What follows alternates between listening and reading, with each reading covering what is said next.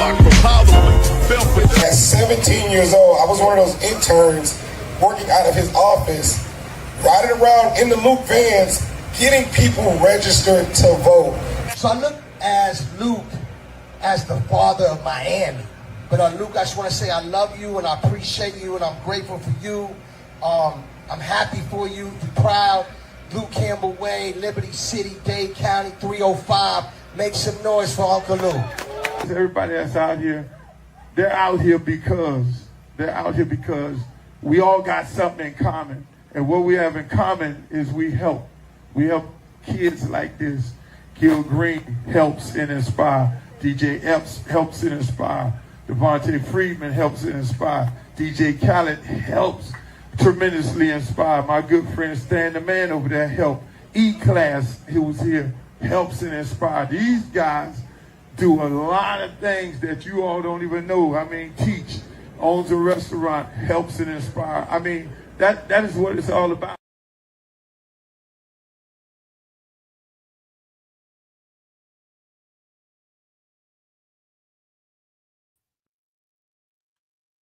Hello.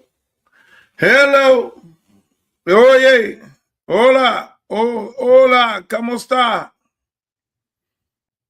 How is everybody doing? All of my friends. My friends, are you here? Yo, welcome to another edition of the Uncle Luke Show podcast. We are brought to you by Luke Records. Yes, Luke Records. We are brought to you by Luke Records. Luke Records. I was just checking to see if we were on Instagram. Not Instagram, but X. And it seems like we're having technical difficulties over there. It's a beautiful thing. It's a beautiful thing. Maybe they're on a delay.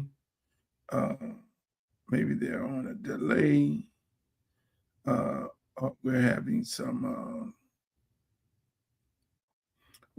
technical difficulties right now. I'm gonna have to go back, restart, and go back. Go back, restart, and go back. Would y'all like me to do that or not? Tell me. Tell me what you want. Tell me what you need. Tell me it ain't good enough for you, baby. Y'all want to restart to get the Twitter folks on here? Y'all just want me to just keep going? You tell me. What's up in the chat? Chat, y'all want to bring YouTube, not to YouTube, but y'all want to bring the people from yeah, they're here. I see them. There you go. They are here in Twitter land, my friend. They are here. Hey, welcome to another edition of the Uncle Luke Show podcast. It's brought to you by no other than Luke Records. Yes, Luke Records is where you get all of your Luke gear. You get all your Luke gear right here. And that's what it's all about. So we are live, ladies and gentlemen, for the first time on YouTube, Facebook fan page, Snap, X, Instagram, TikTok, all of these things at one time. All of them at one time, people. We're on all of my social media platforms. Because I think y'all need to hear about this. I'm talking about my campaign. I'm talking about my trip to the Breakfast Club, and I had a beautiful time at the Breakfast Club. I'm talking about, man, y'all got Caitlin Clark. We ain't found out who unalive Nolan Wells. There's a lot of things going on. We have the Palestinians got their own little Democratic Party thing going on within the Democratic Party, similar to what the Israelis got going on, the AIPAC.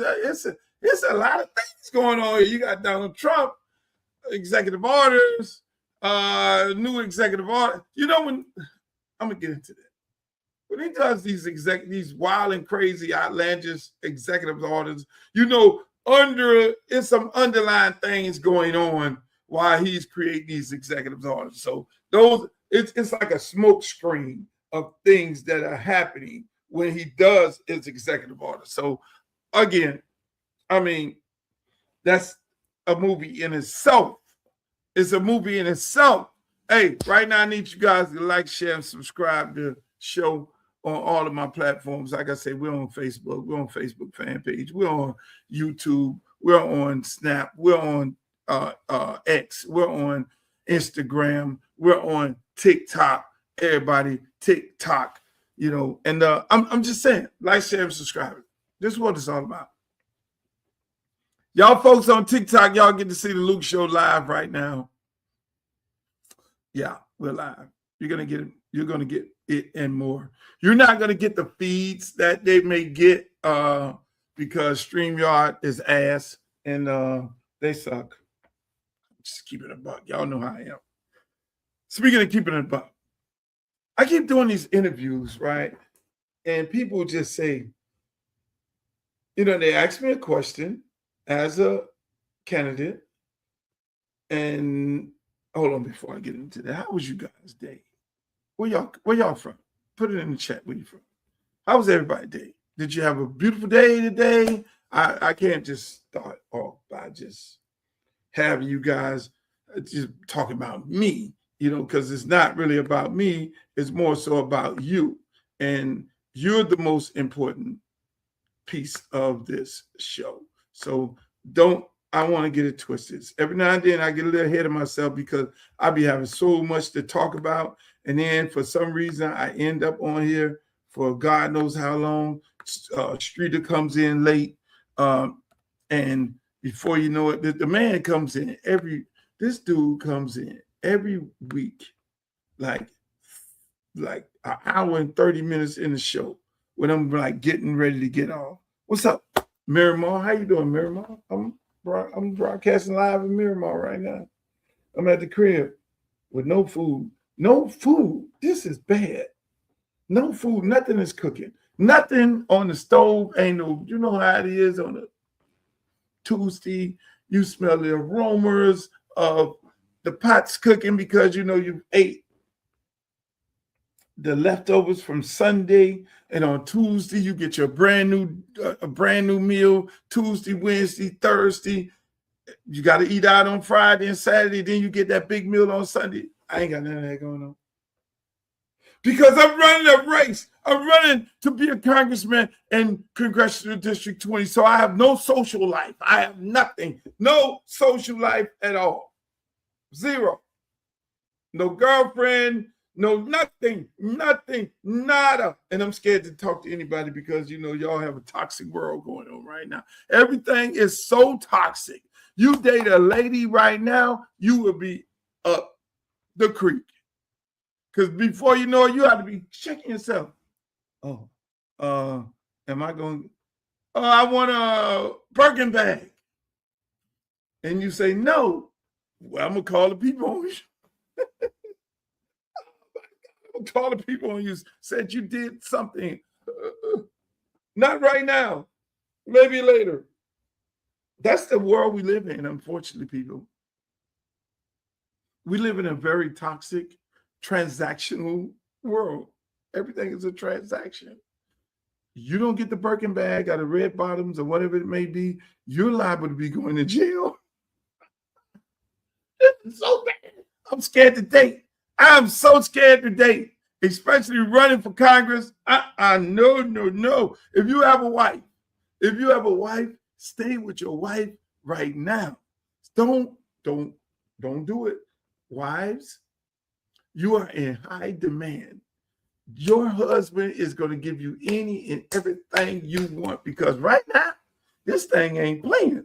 It's bad out here. You don't want to be single in this world. You do not want to be single out here in this world because everything is transactional. Everybody cutting deals. You know, and you'll get jammed up and It won't be no fault of yours. And people are good. They go to talking real nice until you say no. And when you say no, then, oh, he did this to me. Oh, my God. And then now you're sitting up in the lockup trying to figure out, why am I here? 20 years ago, I'm going to leave that alone. I don't get into that on this show right here. This is my podcast, but I had to just like let y'all know life is about a transaction right now. And if you really, you got to ease out of a relationship. You really got to ease. You got to ease out. You can't just like, oh, I'm leaving. I'm going to move on. I'm leaving. I'm going to get me another lady. And that's it. No. You can't just leave like that. No. You got to ease up out of that thing. You got to kind of almost buy your way out of that thing. Like, can I send you on a trip and like move all locations? Oh God, then you'll still get hit with, oh, it happened 30 years ago. Thank God I wasn't in them kind of parties. I was not in. Y'all see, I know y'all be sitting up and like, man, Uncle Luke used to have all them wild parties. Uncle Luke used to have them shows, the concerts, the parties, the this, the that, the whoop, whoop, whoop. But meanwhile, the goody good two-shoe guys are the ones who getting locked up for all kind of wild stuff, who getting accused for all kind of wild stuff, but not Uncle Luke. No, because I'm Uncle Luke. I'm smarter than that. I know.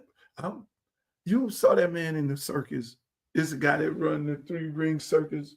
Oh, we got lions over here, and we got elephants over here, and we have the tiger over here. And he never get into the ring, never get in there, engage with no animals, never get in the ring, never engage with any animals. Me, that's me.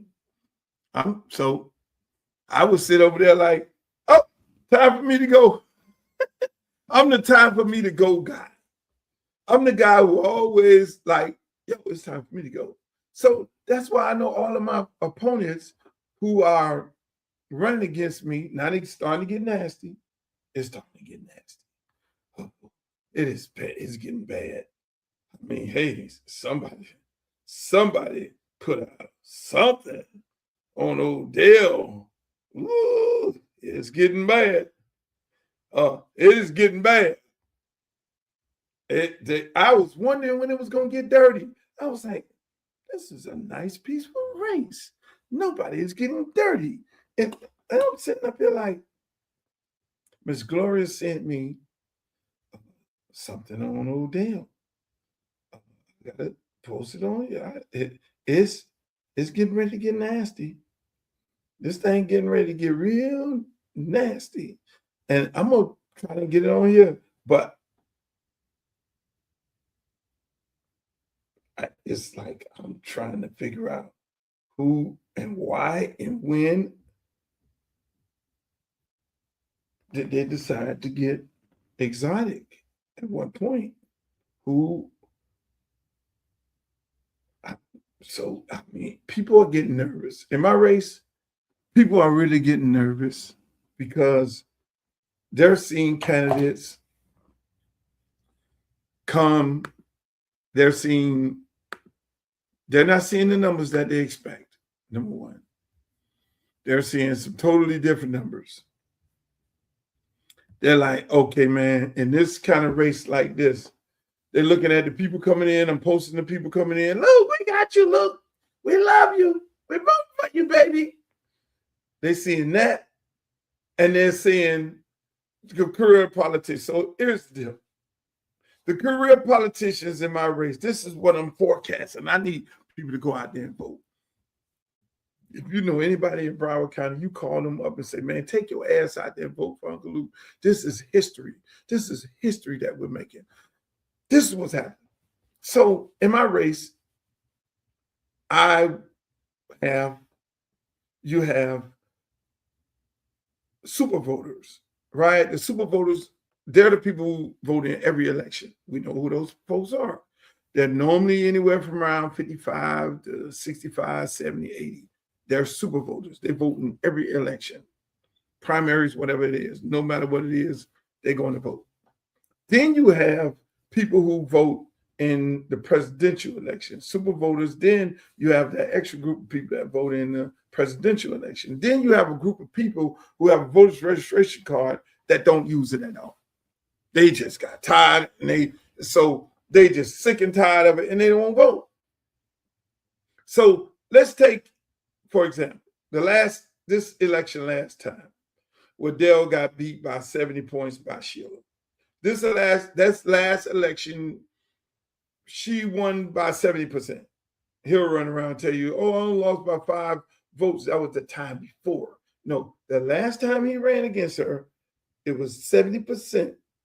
That total amount of people in that election was about 30,000 people that voted. The total amount. That's it. Out of about 300 and some thousand. So in this election, you have 145,000 African Americans in my district, and you have 63,000 whites and another 15,000 Hispanics, and then another percentage of another group of people that don't add up to being that.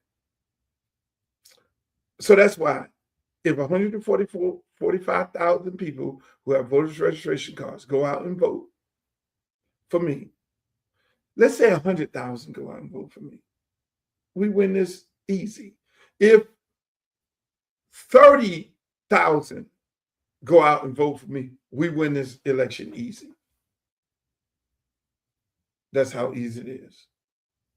But the question is getting people to go out and vote, getting people to understand how important this election is. They should know. My whole thing is, my campaign is ran on, yes, that the career politician, the super voter, they vote in every election. They tend to want to vote for a career politician, which, ask me, why is that the case? I do not know for the life of me. Why would you continue voting on the same person coming and telling you he's going to fix the same problems that they haven't fixed for the last 65 years? That part I don't understand. I don't understand that. So again, here we are. In my election, you have 145,000 people. So I would say, roughly about 25,000 of those people are super voters. I need people who are sick and tired of the mess. I need people who don't traditionally vote, people who vote in a presidential election to come out and vote for me. I need young people to come out and vote. I need that group of 18 to 50, the 35, that 35 to 55 group to come out there and vote for me. We win this. And we could change. Not only will we change Broward County, but we'll change the world. We will literally change the world, because it'll be a different thing. It'll be similar to what Mondani and all of them are doing. You see, I'm not going to Washington to be a regular black politician, that's going to fall in line with Hakeem Jeffrey and all them. Hakeem Jeffrey them gave me the ass to kiss when they didn't denounce Debbie Wasserman. So I'm not one of those kind that, oh, okay, I'll forgive you. I'll fall in line with everything that's going on in the Congressional Black Caucus. No. You send me there, I might don't even go to their party. How mad I am. They had a big old Congressional Black Caucus party. That's all they want to do anyway. In September, when we win, there's a strong possibility that I'm not showing up to that. I'm going to be boycotting that shit just like they boycott Trump when he get ready to go speak at the House, because I have a problem with them. I have a real problem with them. I might don't even sign up with them. You have 3 things going on in the Democratic Party. You have white folks, 4. You have the Jewish people.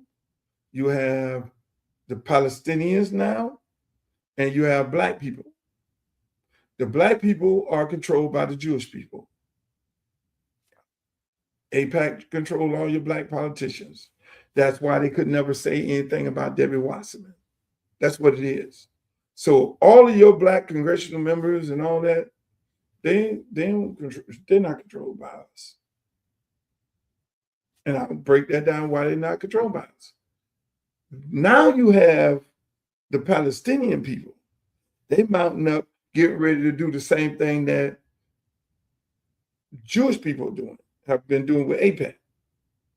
They mounting up, they the Mandani people. They mounting up and saying, hey, shit, we getting ready to come in because we got to fight. They're anti-Israel, anti-war, anti-all that. Then the AIPAC people are pro-Israel, pro all that. And so you got a big ass situation going on in the Democratic Party. And then you have me representing the real brothers, real black people of America. Say a lot, I'm black and I'm proud. I ain't taking no money from neither one of y'all. So you have one guy in my race that's taking money from the Mandani people. They don't like Israel. Then you got the Israel, you got Debbie and everybody, she taking money. So they fighting for this damn seat. And then you have me in the middle. I ain't got no beef with neither one of them. I ain't got no beef with AIPAC. I ain't got no beef with them. I don't have no beef with nobody. All I'm coming in there is to represent black people, my people. All that money they're spending on these damn wars need to come back to my black community and every other black community in America. Because when I ride down the street, LA, Miami, Broward, Palm Beach, you name it, I see homeless black people. So they got all this money to spend on these crazy ass wars, but everybody, so you have in the Democratic Party, you have a civil war actually going on while us black people are sitting there like this. We sitting there like looking like, because they're scared, because they need money. We don't put money in our black candidates' race. They do. And they put a lot of money in it. They put tons of money into black candidates to run against other black candidates so that those black candidates can do what? So those black candidates can vote down their line. So you got one guy in our race who's anti-Israel, like Mandani and the guy from Michigan, young black guy. He's in the race. He got damn near $1 million. They gave him almost $1 million so he can win this race. Then you got pro-Israel. Debbie has 3 million and 15 million in PAC to win this race, to control this vote. So this vote here can be a vote for anything that the people who put the money in her campaign is for. So you got this going on. The young guy ain't getting no traction because they're fairly new. The Palestinians and all of them, they're fairly new in playing the AIPAC game. But they got tons of money. All I do is go over there and say, oh yeah, I don't like Trump against Israel and all that. They gave me a boatload of money. I ain't got nothing, no. I ain't signing. That's the thing I say when I say I'm not taking any special interest group money. So these people are fighting for this seat to be able to control either missiles going over here or missiles going over there. I don't want to talk too much because they might send a missile over here. Get this motherfucker out this race here. Let it be by these two.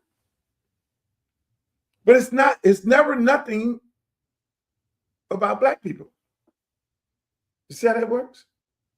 So we're the ones. That's why it amazes me that anybody will, it literally amazes me that anybody in their right mind will vote. And I'm not saying this because it's me. And I look at this race, if there was some other people in this race, with some common sense, I'd be like, I wouldn't be mad if they vote for that person there. Everybody in this race has special interest money, and they have something going on with some group.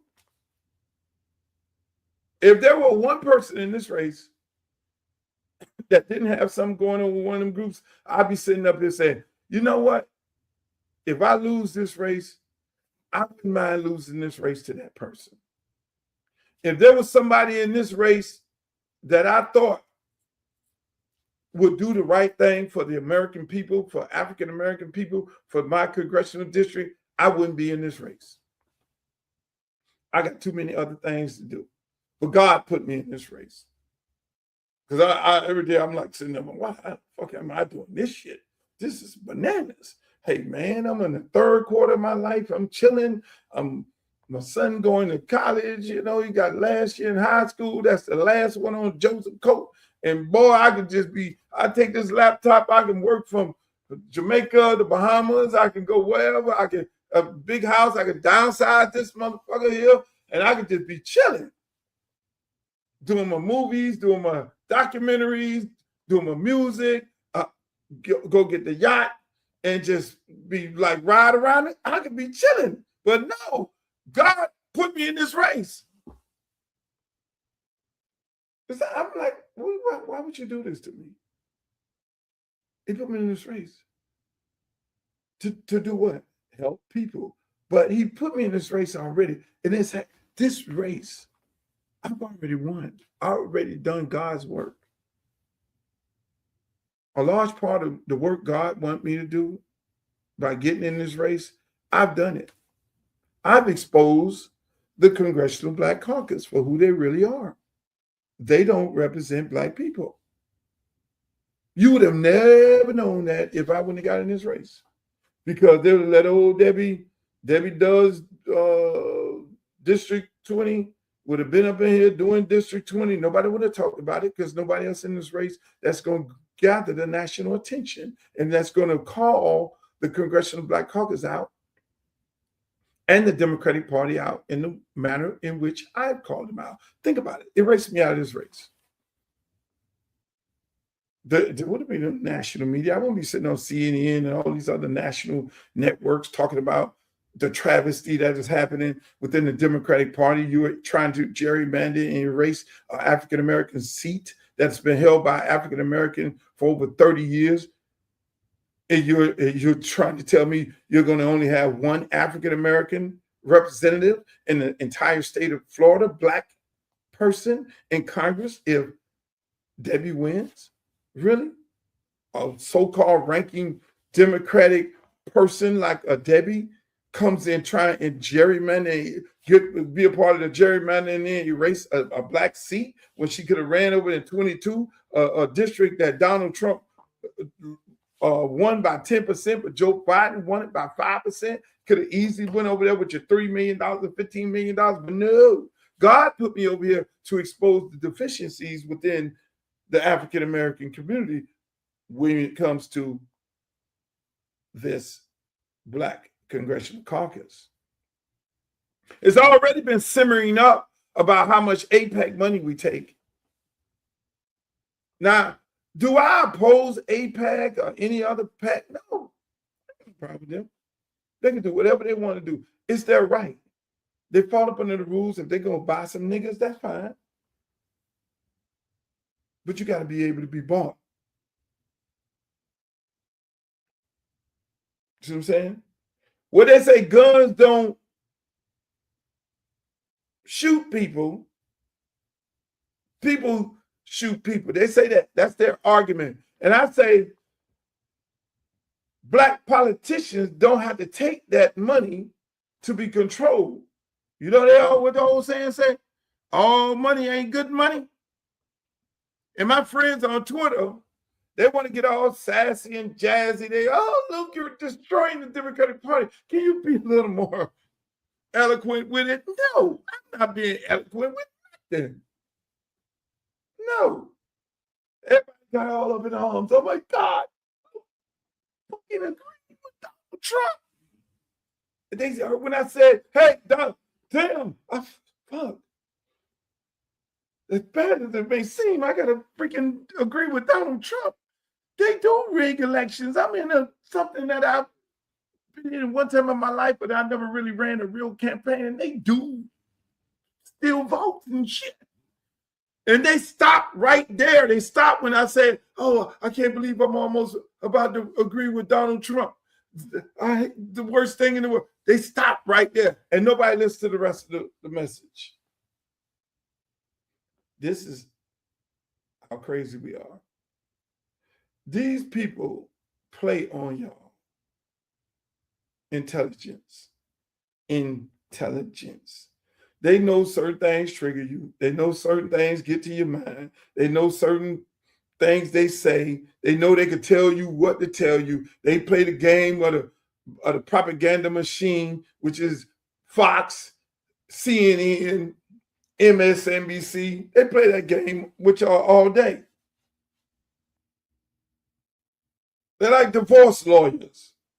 You know the divorce lawyer, when the husband hired a lawyer and the wife hired her lawyer, they go and they play fake fighting in the courtroom in the front of the judge who was a lawyer too.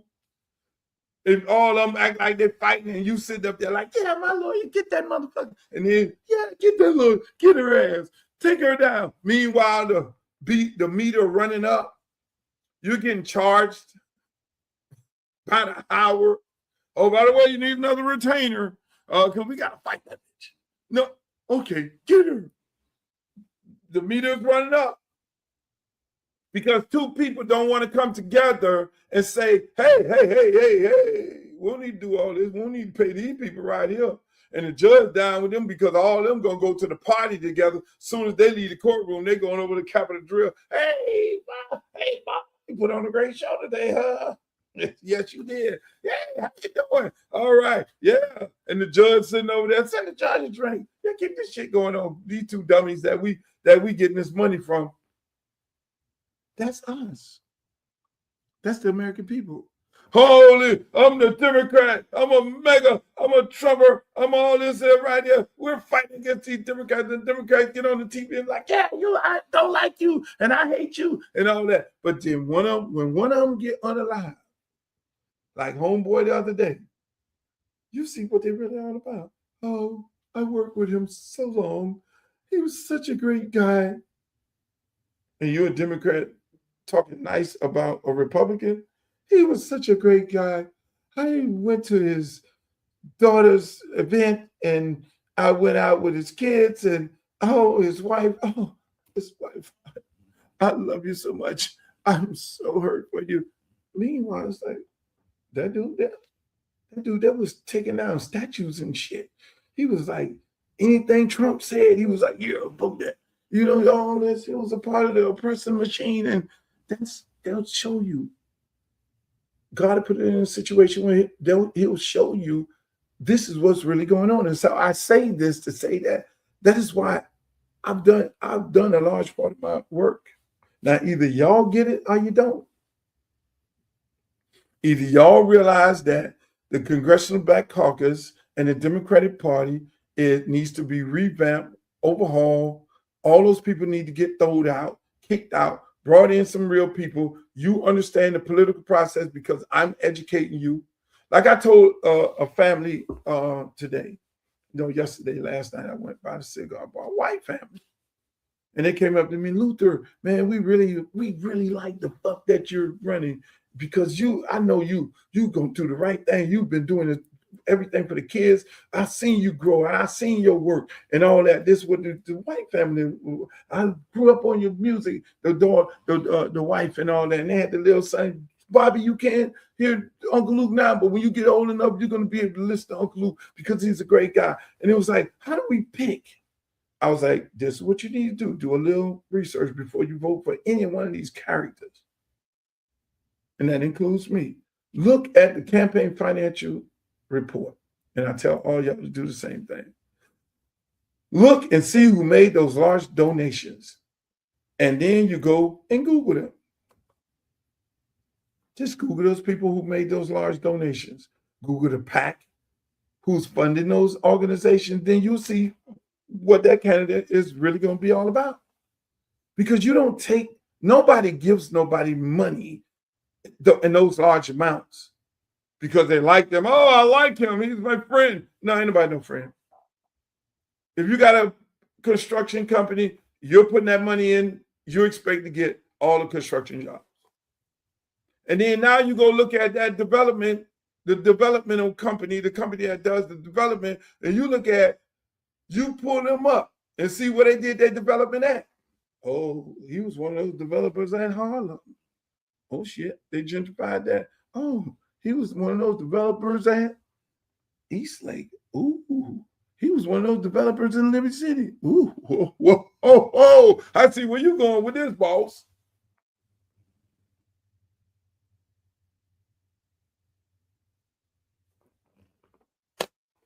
Says none of the donations help the state. No, you're missing the point. You're missing the point.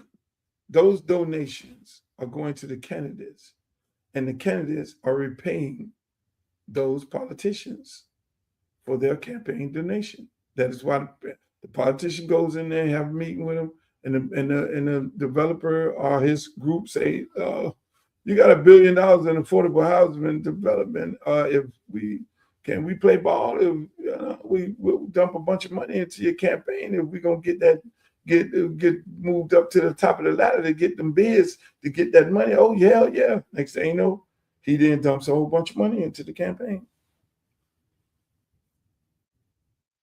And then you see shit going up. You see a bid go out.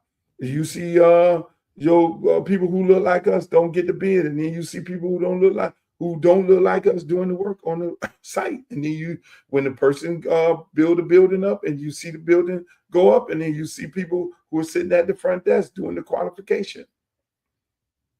They don't look like us and we ain't getting in the building. I'm just saying, I'm the opposition to all that.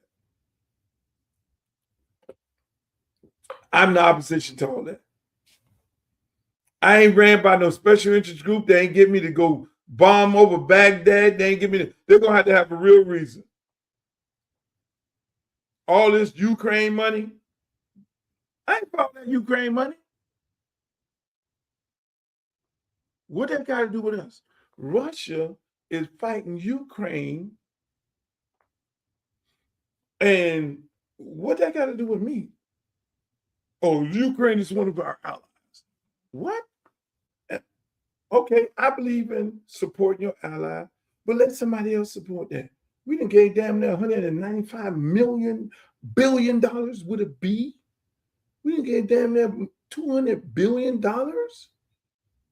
Meanwhile, we got the cost of living going up here in America. See, I'm with the common sense approach.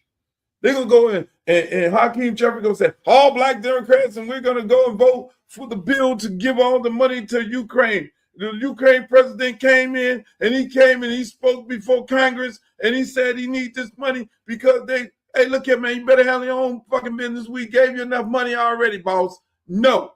Luther Campbell, no. Oh, he broke rank. Oh my God. No. I need that money to go here in the United States of America. I need that money to go to my district. Until my people in my district is okay, till my kids have tech, apprentice, better education, hey, you building their country, meanwhile your own damn country is broke down. Why am I paying to build? That sounds crazy. Why would I be paying to build somebody else's country up when I got homeless? When I got gas prices going up? Why am I even voting for a war to run my gas prices up? Really? And then you run the gas price up, the food prices go up because the trucks that need to bring the food and the produce, they got to bring that shit over here. And what happens? All that goes up. So am I really voting for the best interest of the United States of America? Oh yeah, we're going to be in a war for 5 weeks, and that's going to be over because we're so bad. And you saw the movies. We're going to blow up everything. Really? Really? Meanwhile, how many weeks has it been? Oh, hold on. Let me take my son-in-law. Hey, son-in-law, you go over there and holler at them people over there in Iran and say, look here, man. Can we talk some business, boss? We need to get this, and that. Oh, really? You ain't playing ball? Okay. Here we go. Ships are coming. Ships are coming. Hey, let me send my son-in-law over there to Venezuela. Hey, Mr. Venezuela. Son-in-law, go over there. Hey, look at me. I need y'all. And I need you to cut all off over there. What? No, speaking English. You want to play like that? Okay, we're going to take you. Come on, man. That was supposed to bring down the price of oil and gas here. All this gangster shit we did ain't brought down nothing. Meanwhile, everybody's sitting there like this. They know what's going on. Everybody getting paid. But the American people. So I'm going to go to Washington when y'all send me. And if y'all don't send me, I'm going to go find me someplace to go because they're going to take all y'all money. I'm telling you. Hey, listen, man. How can I go to Colombia? Make this make sense to me, chat. How can I go to, now I'm going to give y'all a good one. Why do you send your girlfriend to Colombia and Costa Rica and Brazil, and y'all send your girlfriend and some of y'all go over there and to get the BBLs, and the BBL cheaper over there than it is over here? Why, when you go to Colombia, passport bros, and all y'all shots out to the passport bros, why would y'all go to them same countries and the cost of living is low? How's the cost of living low over there? How you can just $100, you can buy 10 people steaks and lobsters and be sitting there eating like a king, and you stand up on the castle with shit, the condominiums overlooking the city and the bright lights with a pool on the balcony, and that room is $1,000 a month. How can that be when that same room here is $5,000 a month, $3,000 for inefficiency? Something wrong here. And we ain't making that kind of money. People here in America is not making that kind of money. We're people living off living wage. They fighting about a living wage over minimum wage. Really? That's what I'm talking about. So how the hell can anybody continuously vote for these damn politicians? Y'all. That is y'all. Y'all continuously vote for these people who come. I sit up there and go to these forums. I say, listen, just be bothering with me, right? I say, think about it. These people I'm running against, they have 65 total years of being in office. 65 total years. I got three people, 65 total years of being in office. And we're still talking about Medicare, Medicaid, SNAP, insurance reform, seniors and veterans, and affordable houses, and small business loan. When the fuck are we ever gonna get over? And y'all keep voting for these people. You got people right now, I'm gonna vote for her and I'm gonna vote for him. You're voting against your own interests. And it's not just in my district, it's everywhere else. Because the guy who don't have any money in his account and he's running and he has some good shit to say, You don't want to listen to him because he didn't send you a mailer in the house, because he didn't have a big old billboard on the block, because the guy with all the billboards, they got the billboards. Oh, he sent me a mailer. And they could, oh, they sent me 3 mailers. They must really love me, with the same rhetoric on there, and you don't know you getting screwed.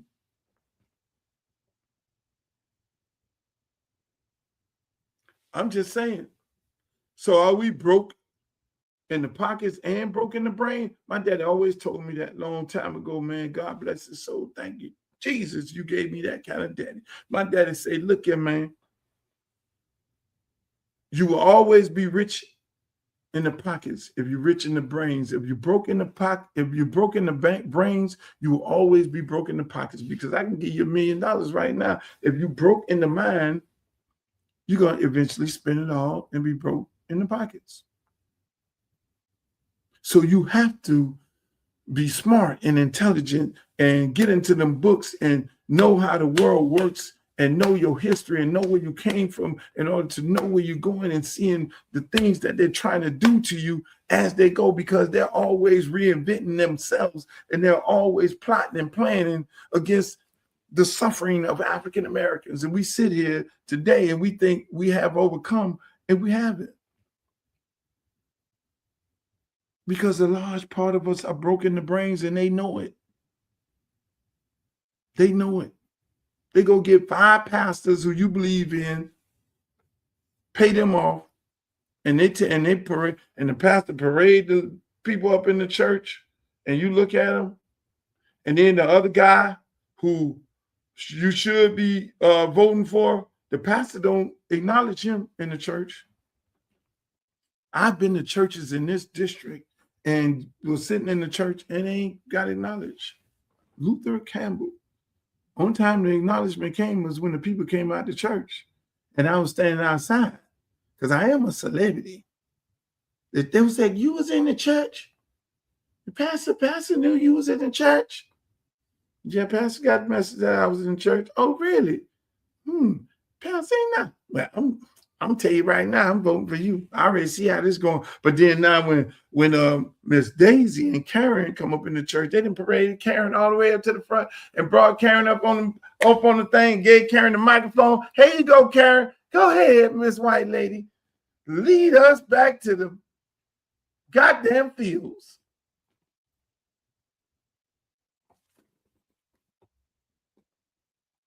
Who is it to blame? Us.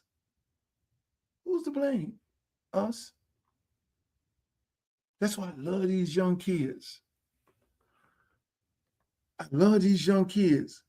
When they at Bethune-Cookman College, Merritt Bethune, and they brought a person to speak. I think it was the Department of Education, Secretary of the Department of Education, they sent that lady to speak to these black kids. Whatever idiot did that, and them kids got the fuck up and walked out. When we gonna do that at church, Grandma? When we gonna do that at church? At church? We don't have no more. We don't have no more fight in us. We just gonna roll on over and let them do what they want to do to us. We don't have no more fight. And they really doing what they want to do. They're taking our kids out on boats, and our kids ain't coming back. And they ain't putting nobody in jail. They got the coroner in that same town of Mississippi that a lot of African-American kids got unalive, and the coroner said, no, ain't nothing happened to them. No, it was no foul play. Next. When are we ever going to make a stand? Your politicians ain't doing it. Ben Crump, only one out there fighting a good fight. Ain't no more Martin Luther King and Malcolm X's. Shit, the minister, he can't get around like he used to.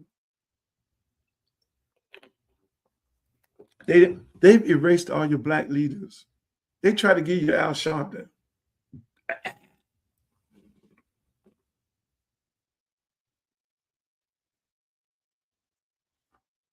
we have to stand on our own.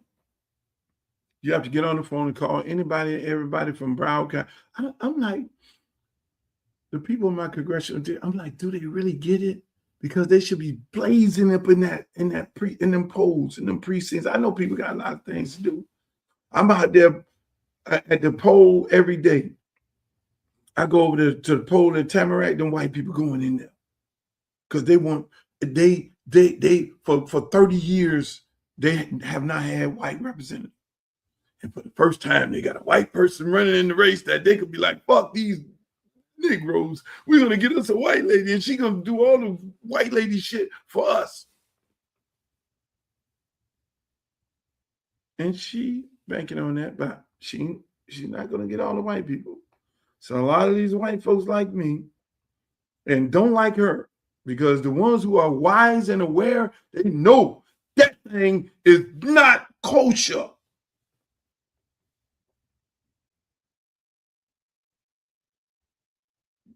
But I don't want to bank on them. I think we should be running to the poll. I'm in the entertainment business. I go do a show. It's sold out. I go do a show, sold out.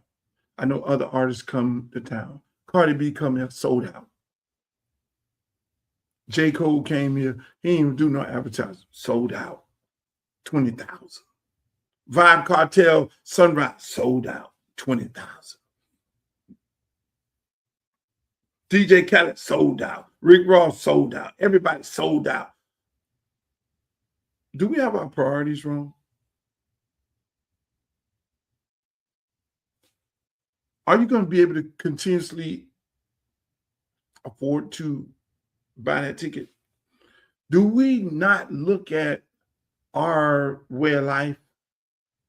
When are we going to wake the fuck up and be like, yeah, it's not about a show. It's not about the now. It is about these KIDS. See, the difference between us and them, they look at their kids and say, we have to make sure we protect the family legacy. We have to make sure little Johnny here is left something with generational wealth. And so we gonna rob Peter and rob Paul and whoever the gullible one and whoever the one that is easily to be influenced, who we can buy to get these resources to put in our pocket, in our bank account, so Johnny can have a nest egg and he could continue down the road. But no, we live for the now. We live for the BBL.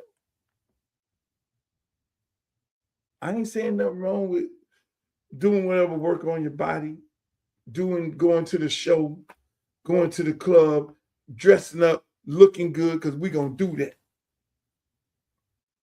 But but be responsible of the things that will help you be able to do that in a comfortable way.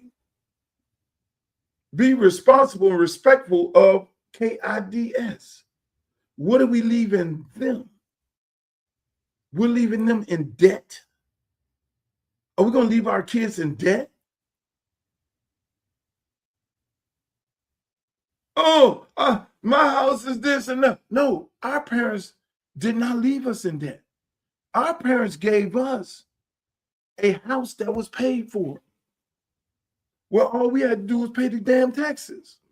And half of y'all, when the man knocked on the door, y'all gave the house away and sold the house, and now y'all got the damn mortgage, and y'all paying some crazy ass rent because you never saw $300,000 in your life before, when the house was worth $700,000. So now you got a boatload of money, and then you went crazy thinking you was the richest person in the world and didn't realize that wasn't enough. It's not enough. But we could do something about this. We could do something about this in this country. Take people like me. I'm a revolutionary guy. When I took my ass down there fighting in the Supreme Court for free speech, so these comedians and everybody and everything and Drewski and all the rest of them y'all call Drewski. Make sure y'all hit Drewski in his social media and blow his shit up and say, Drewski, you need to be sending a whole bunch of campaign money to Uncle Luke. because he went to Supreme Court for free speech parity in his case to allow you to do what you're doing so you can be able to make all that money you making. I'm just saying, but y'all don't do that on here. Because y'all ain't no rebels no more. Y'all ain't fighters. Shit like this used to happen back in the days and we ain't even had no internet. The word got around that somebody was doing something to somebody else and whatever it was, and we got around and we said, no, not gonna happen to us. Y'all pick and choose y'all fights. Y'all want to fight Jay-Z because he fucking with Target. We don't like Jay-Z messing with Target. Now, I have a little issue with him messing with Cap. I got to talk to Jay about that. But y'all want to fight everybody when it's convenient. When you can get a click. When you get noticed. If I tweet about Jay-Z, I'm going to get noticed. But how about tweeting about your damn self? How about tweeting about the people in your neighborhood? Did we go vote? Because voting matters. Voting got our ass, not voting got our ass in this shit show right now.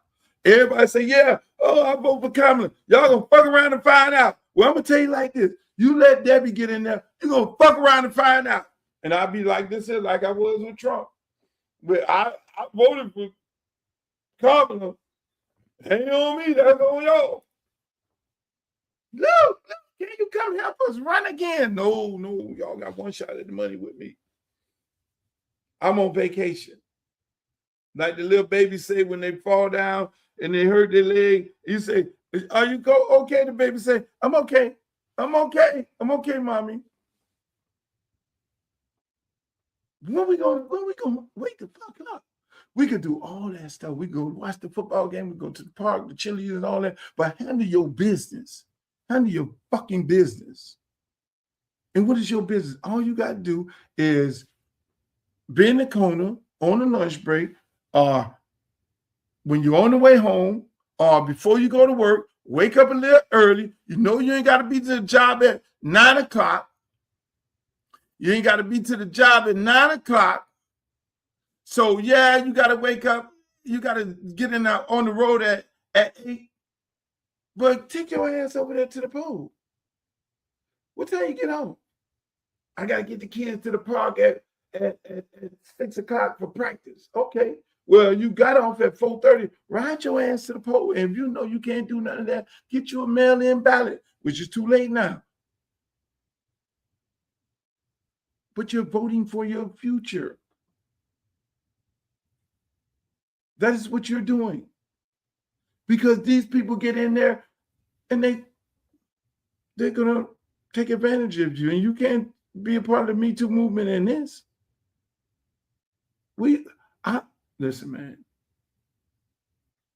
I voted. I looked down the thing and I voted. Everybody I voted for was a new person. That is what I did.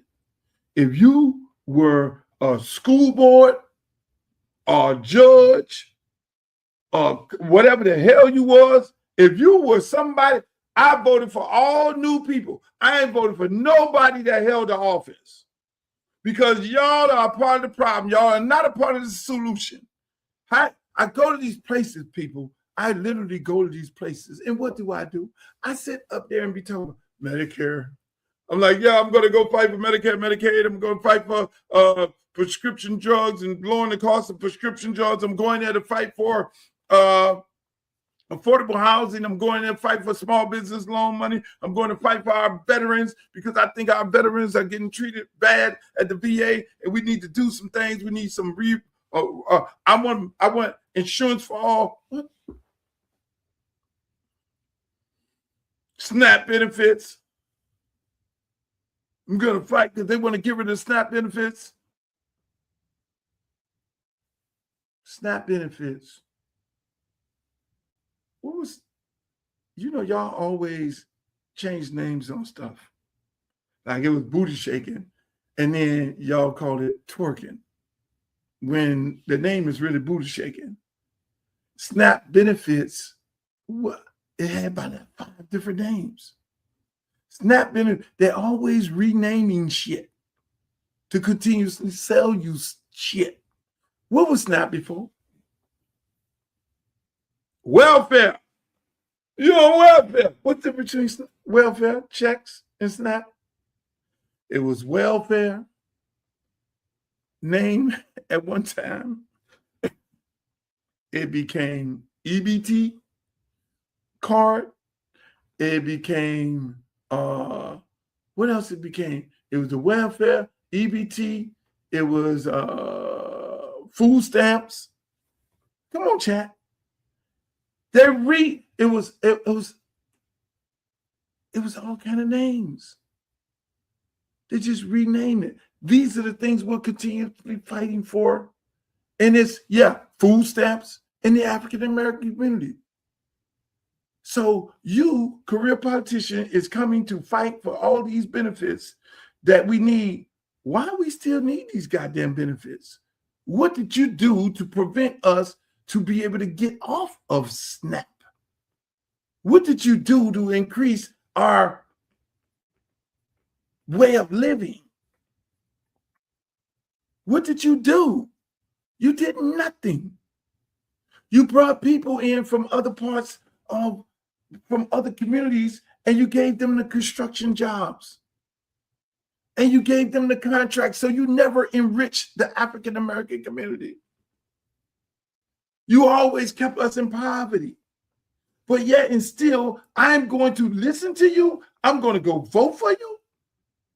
Y'all. That's y'all. Oh, you're a Democrat. I'm going, no, I like him. Pastor brought him in the church. Pastor brought her in the church, and I like her. You better go do your own damn homework. Oh, he's a part of the union, and all the union says we're going to vote for her. Really? Really? The unions? Really? So, ain't y'all getting taken advantage of? It don't, to me, it don't make sense. It don't make sense. We create reasons to put ourselves in, keep ourselves in poverty.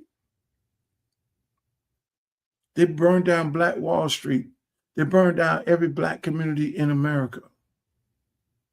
All of our communities was thriving. They burnt them down, they tore them down, they blew them up. Okay? And we built those communities. They ran expressways through our communities. They did everything they can do, and they gentrified. Now they're gentrifying. The same thing they did when they burned down Black Wall Street and every other city in America is the same thing that they're doing right now. They're gentrifying your neighborhoods. This is all repeating itself. Meanwhile, we're sitting up here, dumb as a ball of rocks, continuously voting for the same people. What they say? Insanity is when you do the same thing over and over and over, and you expect a different outcome. So that's why God said, Luke, you're running that race. You're going to win while you're running, because you're going to expose the deficiencies, and you're going to tell people in America, and you're going to tell people in this congressional district how bad the Democratic Party is, how bad our governmental system is. You're going to explain to them how bad these career politicians are, because our quality of life is supposed to get better. It don't supposed to say, we don't supposed to be on SNAP benefits all our fucking lives. We don't supposed to be staying in government projects all our lives. We don't supposed to have bad education all our lives. We supposed to trend up. They blew us, they took us down, and they kept us here, and they got their feet on our neck to continue. So as a few of us get out of there. As a few of us get out the bucket. And then they teach us to hate one another. They teach us to unalive one another and think that's cute. And then nobody never goes to jail. There's no consequences for us unalive. So that is the vicious cycle that they put us in. That's why, hey, look, man, I already won in this race. I've exposed a lot of things that we did not know if I did not run. Because trust me, I was one of them dumbass black folks, blue no matter who, running around thinking the Democratic Party was all for us and all this. I would be arguing with people, fighting with people, cussing people out, telling people, calling them everything but the child of God. But right now, I know I am woke. And woke in my vocabulary means I am up. I see it coming a mile away. I am coherent. I see what you're doing and how you're doing it and why you're doing it. So I am here to be running in this race to let you know that is what it is. You got a race right down the street, Congressional District 24. Whole bunch of black people in that race. You got members of the Congressional Black Caucus endorsing a young man who never held a seat in his life.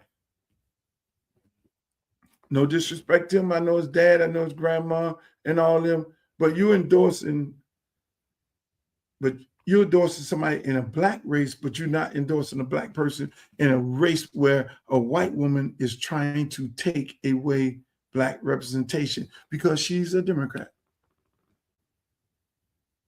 Well, y'all better pray that I win, because I will not be a Democrat when this race is over with. I'm sorry. I will not be a part of this insanity.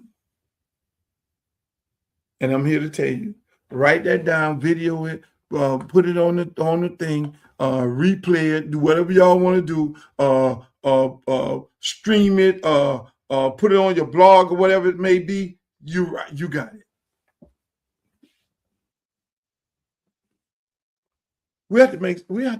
Luther, you need to be more nicer. I'm not being nice because I'm mad. I'm upset. I'm not being cordial because there ain't no time to be cordial. When you be cordial and nice and politically correct and all that, y'all don't listen to that. Half of y'all ran out there and voted for Trump because Trump was Trump. Oh, he wanted us. He gonna tell it like it is. Soon as Luther tell it like it is, Luther, can you be a little more nicer and cordial? No, I'm Luther Campbell. I'm going to tell it like it is. I'm the one who fought all the way to the Supreme Court for free speech, so I can tell it like it damn it is. If you walk like a duck, quack like a duck, it's a duck. And you can bet your sweet ass I'm going to call it a duck. Now, if you choose not to vote for me because you want me to be nice and cordial and all that, that's fine. Get the nice and cordial guy who they push over all the time, and then 30 years from now, they'll still be talking about we're trying to protect Medicare, Medicaid, and SNAP benefits. And our kids run around the community unaliving each other, and the ones who do go to college, we can't even control. They put a full force attack on us. And we had nothing to say about these people labeling us DEI. Your child finished at the top of their class. Your child finished at the top of his class, his or her class. Come out of college, can't get a good job because we can't hire her. We know she's at the top of her class. We know she's the smartest person in the country, but we can't hire her because they're going to say it's DEI. In the government, we get government contracts, and the government doesn't. They'll fine us. They'll take our government funding because we have a black person. That's what they did. And these people sat there and let that shit happen. Oh, we have problem messaging. No, them people created a whole thing. They took away the black history, and y'all sitting up there allowing that to happen. They don't respect nobody in there. In order for you to get respect, you got to carry yourself in a respectful way. If they know that you are controlled by a pack, and the pack is controlled and owned by a different religion and some white people, and you go mosey your ass up there talking that cash money shit about, oh, y'all ain't gonna be calling us DEI. We gonna call y'all something. They said to me, no, you better shut up before I call the person who control your pack to tell you to shut the fuck up. Okay, I want to keep my job. I need to be a career politician because the law firm is only my law firm, and they never gave me a job at the major law firm like they gave my counterparts. So I'll be quiet so I can walk back into my community and say, I made it. I'm a congressman. I made it. The people on their watch, them people took away black representation, and they on their watch, they're allowing a woman to run in this race to erase another black representative seat. That is asinine. That is disrespect. They better pray to God I don't go to Washington. They better pray to God that them people in Congressional District 20 don't bring me up there, because I'm going to tell you, it's going to be guns blazing up in that bitch. The nigga is here. Say hello to the brother. Okay, let's have a Mr. Campbell. They all gonna be running away from me like I'm the blue blind plague, because I'm not an elitist. I'm not a part of the boule. I'm not a part of the hule. I'm not a part of none of them little sexy groups. I'm a part of the silent majority. Real black people. I'm you people. I'm just saying. Y'all might want to do the right thing right now. Go do a campaign contribution company, about another couple 100,000 for the rest of this week to fight these people. And they're going to come after me. Because I take $5. I'm just saying. When are we going to start thinking about each other? When are people going to think about us? When are people going to think about the good people of the black community? I got 20% white folks in my district, and I went into their forums and told them in their hat, I'm not going to bullshit y'all. I'm here to support black people. No, I'm not going to come up here and say, I'm going to be the congressman for all people. Yes, I'm going to be that. And then I'm going to go to the black community and say, I'm just going to be the boss for all people. I'm going to be the congressman for all people. I just want y'all to know. Meanwhile, when you say that code word, mean you ain't finna do nothing for black people. You're catering to white people. No, hey, look, I'll go in the room and tell them. They say, oh my God. Hey, look at all y'all white people up in here. I'm going in there. Hey, look at, man, y'all can respect me or you don't. I'm going to be the congressman for the black community, because the black community has been deprived of the resources and things that y'all have right here in the white community. I respect what y'all have going on. I will come over here and meet with you all and get you all some resources. Yes, I will. But my priority is the black community, who has been disenfranchised, who has been oppressed, and who have been treated like shit and has no resources because they have bad representation.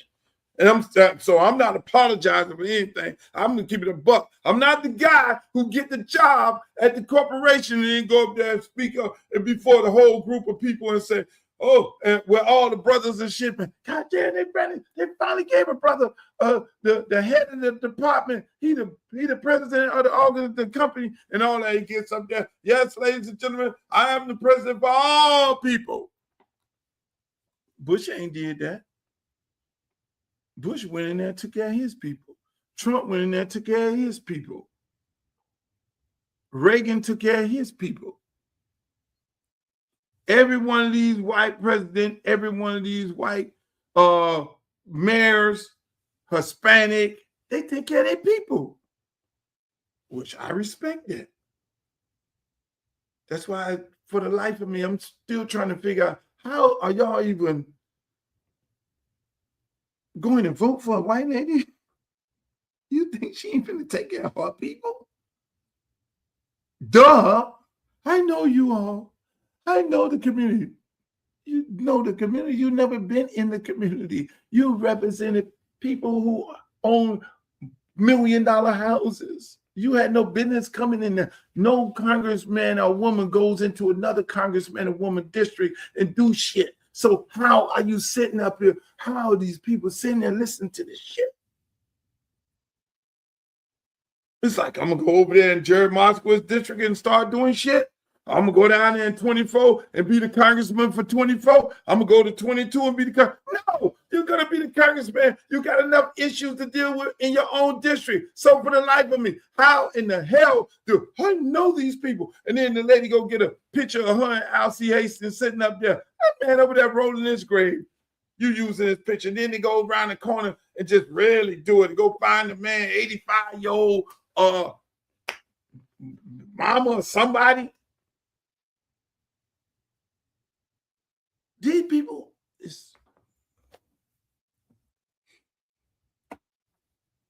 I always wanted to go to Spoon Restaurant. Unfortunately, I would never go there. That's our headquarters. I wanted to go there so bad. I wanted to go to Spoon Restaurant. But they say they got great breakfast. Y'all go there. Support Black business. I can't. That's her headquarters. She do all her business over there. I'm just saying, man, I'm running in a race. God put me in. I've already won because I already exposed deficiencies within the party. We're running a great race. I'm enjoying myself. Let me tell you something, man. I go out there to the polls and the knocking on the doors was one thing for me. But now I'm going to the polls and seeing people come up, drive up. Not enough of y'all. Drive up and they see me, hey, how you doing? And then I met one lady, she voted, and I know she didn't vote for me because she came out and she looked as sad. And she was looking like, Mr. Campbell, can I talk to you? What she was asking me after she came out was what she should have asked me when she went in. So why are you running? And I explained to her why I'm running. Oh, okay. What are some of the things you're going to do? These are some of the things. How are you going to get some of those things done? These are how I'm going to get some of those things done. And the lady, when I was telling her, she got sadder and sadder. It was like, I just went in there and made the biggest mistake of my life. And then I ended off by explaining to her how serious this election is. This election is about your life. And if you don't believe me, look, the same thing happened in Memphis, Tennessee. Memphis, Tennessee was held by Gerald Ford, and then Gerald Ford Jr. held the seat. He left. Then after he left, then there was a crowded field of Black people running, and then a Jewish guy came in, Steve Cohen.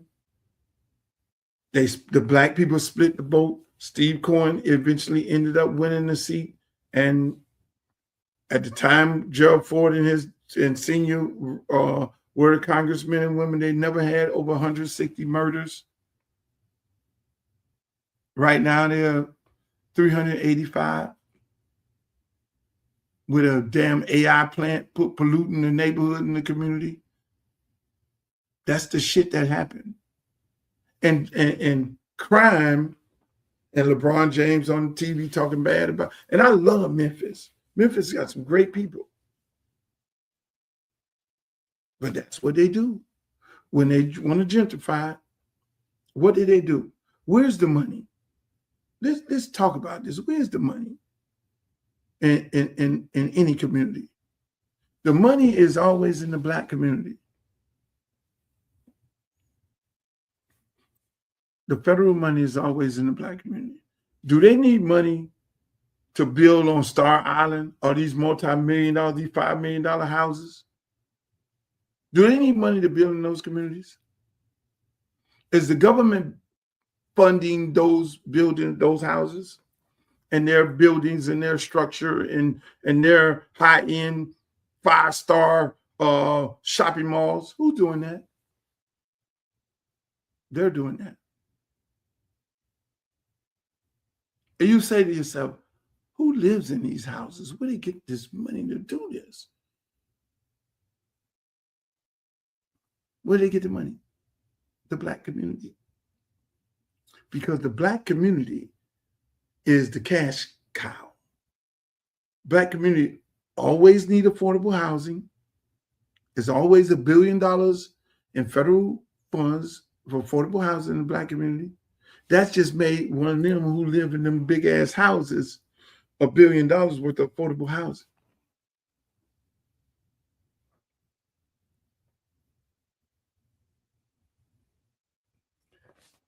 Who live in these houses over here? They ain't no football players.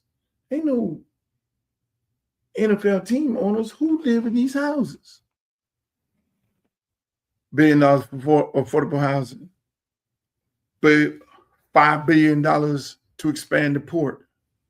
$250 million in small business loans. Money, not loans. Another $250 million for my entertainment tax credit and a entertainment tax credit of 50% to film here in my district. Another $150 million for my apprentice and my tech program for all my students in schools. Who would normally get that money? Who would normally get the money to build the affordable houses? Who would normally get the money to rebuild the port, to expand the port, the $5 billion? Them people who live in them damn houses.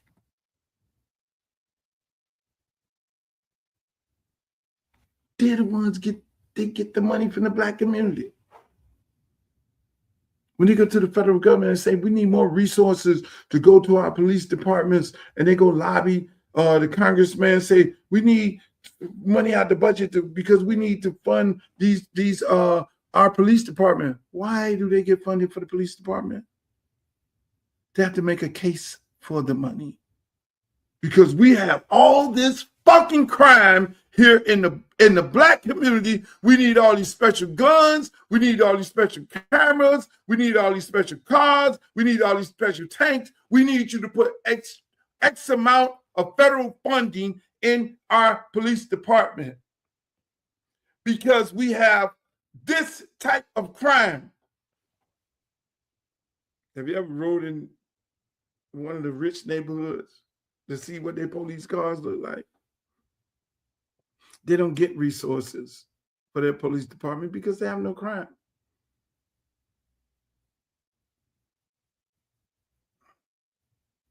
I'm just telling y'all how this shit goes. I'm telling y'all, how do you gentrify a neighborhood? Allowing crime to go up, and you sell Big Mama house. Fuck this. I got to sell Big Mama house.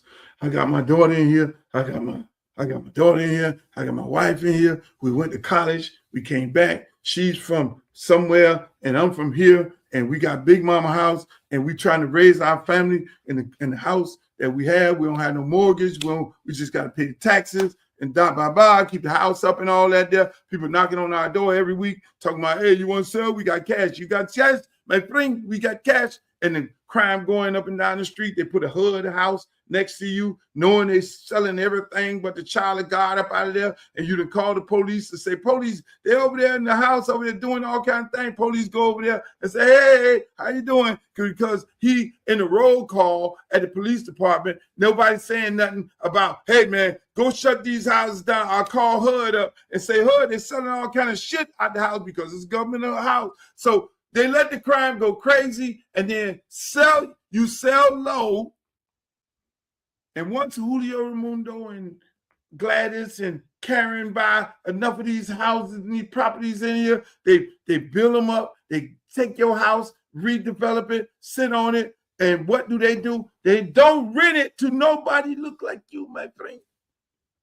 They buy a Big Mama house and they rent Big Mama house to Julio Raimundo. And so all of the houses on your block, when you go ride back through your neighborhood, once the Julio Raimundo and the white people that moved into all them houses that they didn't purchase because they're not going to rent back to a black person. That's not a part of the plan. Renting back to a black person is going to keep the value of the community down, in their opinion. I'm trying to tell y'all.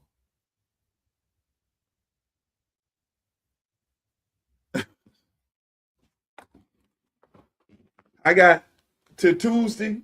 You're going to send me to Congress and I'm going to work for you. Are you not? I'm going to, like the baby said, I'm going to be okay. I got several businesses. I'm going to do my thing. I'll be doing podcasts, and man, I ain't gonna be sitting up. I ain't gonna rain on your parade. I ain't gonna be like, oh, fuck around and find out, do you?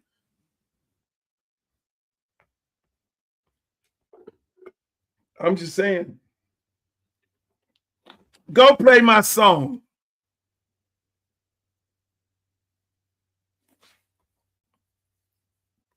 But they said I'm not a politician. Go play my song. Yep. Bro, you became a politician when you did Pan in the USA. Yep.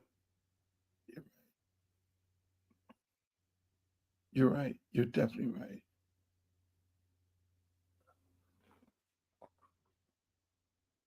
Go look at my song. Listen to my song. He's right. He's right. I was a politician when I was a kid. My uncle and my daddy taught me politics. Go listen to that song. I was at the poll at the African American Library. And one of the poll workers working for a judge candidate, he played the song, Band in the USA. I'm glad you brought that up. He played that song at the poll. He said, man, everything you saying in this thing. And all the poll workers, now mind you, they had to been listening to the song before I got there. They were like, this is wow. Everything you were saying right here in this song. And it was 1994 or 94. It was like everything you said in this song right here is what's happening right now today. You said this, you sung about this. Go listen to Band in the USA. I did the song.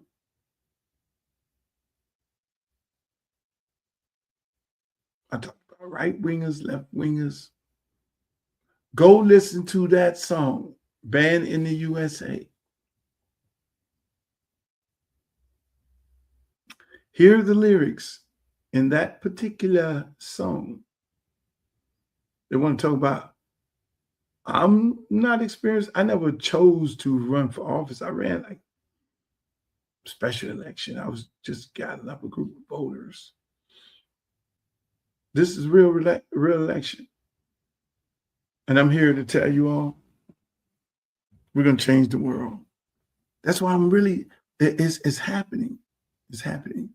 But I need more people to go to the polls, and I need more people to make campaign contributions because I need to hire more people.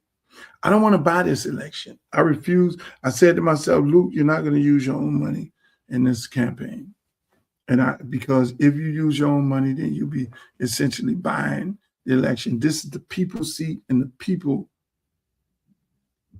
need to make the campaign contribution to this race.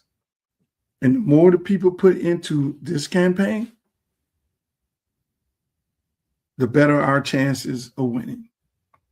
Just that simple. I'm out there doing, y'all see me, I'm going hard in the paint. My celebrity friends, they now got the message that they need to be making some endorsements. They're doing their little part, which is good.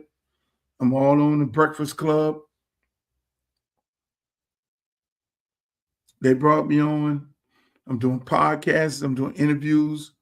I'm the underdog. No doubt about it. Straight underdog. With the name recognition. They're getting ready to start getting dirty.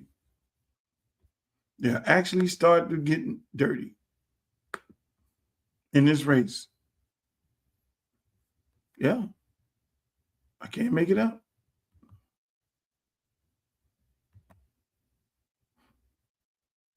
Look at this. This is what came out against one of the candidates in the race. One of the career politicians. They just put this out. Now, mind you, the race had not been dirty up until this point, but they got him. Did everybody in the race know of all this? Yes, we did. I choose not to engage into this. But look what they just did to him. Scandal after scandal after scandal after scandal. And if you saw the text that came with this, talked about his kids going to jail for scandals and all kind of things. Yeah, this is a candidate that's running in my race. So you got him, the career politician.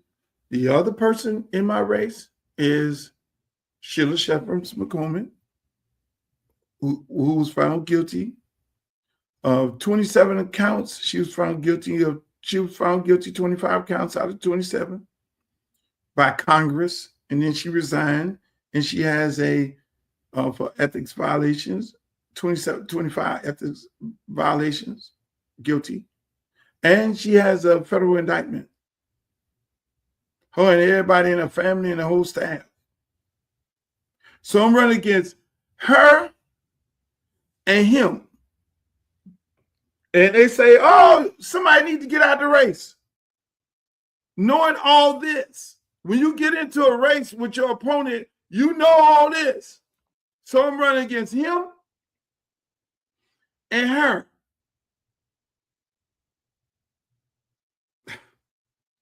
She beat him by 70% in the last time they ran. Sheila, the lady who was found guilty, who had to resign. She beat him by 70%.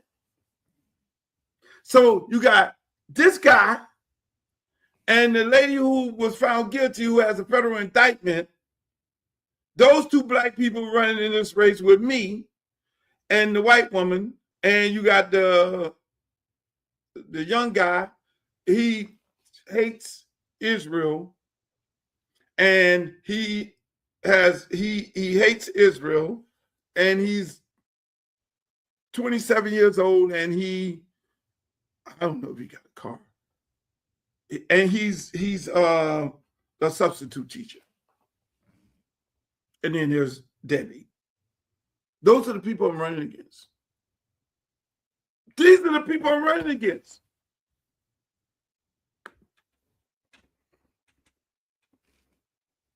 What's the dog? These are the people I'm running against, Glow.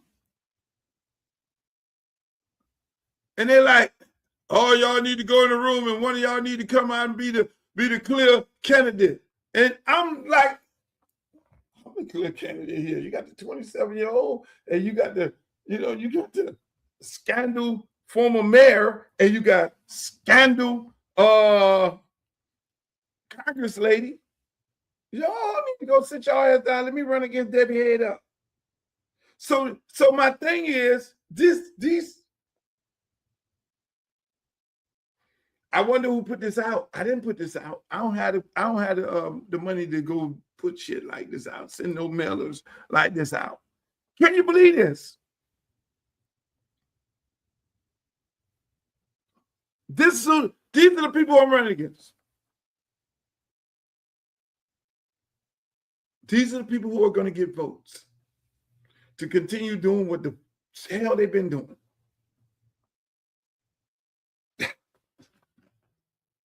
I can't make this up, people. This guy is a candidate in the race. It is. One of the opponents put this out on him, which, in my opinion, all of this stuff is true. You know, look it up.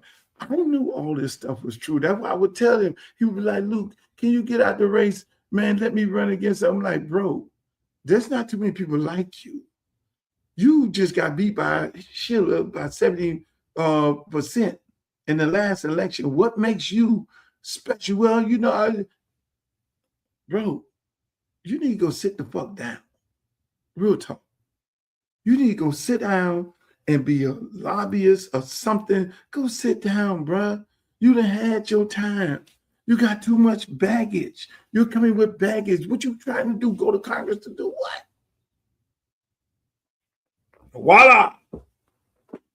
One of the candidates go put this all out. This is the guy, one of the guys I'm running against. They tell me, oh, you should get out the race and let Dale run. Really? Really? So I'm going to get out of the race for this. To go ahead and no Vaseline the rest of the community. I've been, bro, I did all this, I did. Man, come on, man. Child, please. I always said, take me in the room. If there's somebody in the room, I know y'all can't see this on TikTok, I'm sorry. Take me in the room. If there's somebody in here worthy enough who, I'm going in the room, I done did my research on everybody. You, Sheila, you just resigned from Congress. You got an indictment. You were found guilty on 25 of the 27 counts. You need to go sit down. You, Dale, all this shit right here, you sitting up there, it needs to be me running against Debbie. You got all this stuff going on. You need to go sit your ass down. Okay, hey, young man, you inspire. You know what I'm going to do for the young guy? Hey, young fella, you can come with me. I will take you to Washington with me, and I'll groom you up to be to take this seat, because I ain't gonna do it for 6 years at the most. 5, yeah, 6 at the most. I'm not gonna be up in there wheeling me in no wheelchair. Oh no, Poppy. I like getting on the stage. These are the people they put me in the room with. These are the people they told me to run. Oh, Luther, you need to get out. These are the people they're giving money to in their campaign. She is. She is.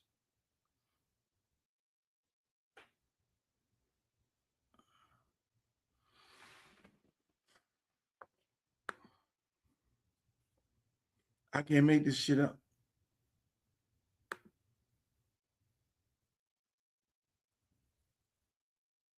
That's the experience y'all want. They say we need people with experience. That's the experience y'all want. Charlie Friedman.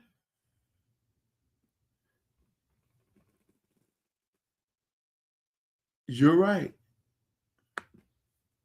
Need to go sit down. That's my good friend, Charles Friedman, ladies and gentlemen. Ladies and gentlemen, I need y'all to do something right here. I need you all. This guy, Charlie Friedman, y'all see me in the video on the us on the video. When you look at the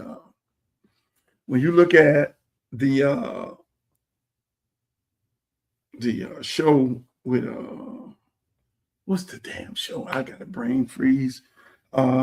Where I'm on there arguing, Phil Donahue show, where I'm on there arguing with the other guy, and Charles Friedman, the other black guy on the panel, sitting there. Charles Friedman, this guy here, he was the one who sold the record. Nasty as they want to be. In Broward County, the district I'm running for. He sold the record in Broward County, and Chef Nick Navarro went and put him in jail. I saw it on the news. Charles Friedman, they told him, we're going to put you in jail for selling this record. He's a rebel. Oh, fuck that. Y'all just going to put me in jail. And they put him in jail. That's the short version of the story. Because the record was deemed obscene, is what I explained on the Breakfast Club. The Breakfast Club interview, y'all might need to go look at that. I hate my hair. I'm like, I'm throwing that hair clean in the garbage. My hair was looking all wrinkly and shit like they had just got me on the block. But yeah, Charles Friedman sold the record and a rebel, a guy who I clearly respect. And through this run, I got to go see him again. I went to his church, Mount Olive. I went to his church, Mount Olive. He invited me to his church. I went there. No hoopla, no nothing. I didn't want to get on no microphone, nothing. I just wanted to come there, support the church, and holler at him. And I got to meet his wife, his grandkids. Such a beautiful moment. It's like full circle. It's like full circle. He fought alongside me. He incurred legal fees because he had to defend himself because he sold a record that he didn't feel that was obscene. Not too many people got balls like that. If we had those type of cojones right now, today, we wouldn't be in the situation we are in right now. And that's what it's going to take in this election. It's going to take balls not to vote for these people and these career politicians who you know what they do and vote for somebody who's going to do the right thing. I only have one thing to do. I was sitting in a meeting today. I can't tell you where I was sitting in a meeting at, but I was sitting in probably one of the most powerful meetings. Now, I sit in a room with some powerful people, right? Today was some very powerful people, right? So I normally sit in a room with very powerful people, and as a Miamian, I take the power move and the power plug, and I insert it into the community I came from, right? That's why the community I came from have so many things and bells and whistles in my programs and all that. I'm now inserted into the community I live in, where I've been living for 15 years, and that is who I'm serving right now because everything I built is okay. The parks that I built, they're okay. They're running and functioning real well. The high school, it's okay. They got a brand new stadium. My other park, we get funding. We're okay. Now I'm in this Congressional District 20, where God sent me, because I'm only sent by God, and I get to go around to the parks, talk to the kids, talk to the people. I know a lot of the coaches already because in the coaches circle it's kind of tight. I need to go to some of these practices and all that, but I'm running now. So I get to go to the parks and see the things that we have at my park that I rebuilt. And I look into the parks in my district and I say, oh, y'all don't have this. Y'all ain't getting this. Y'all don't have that.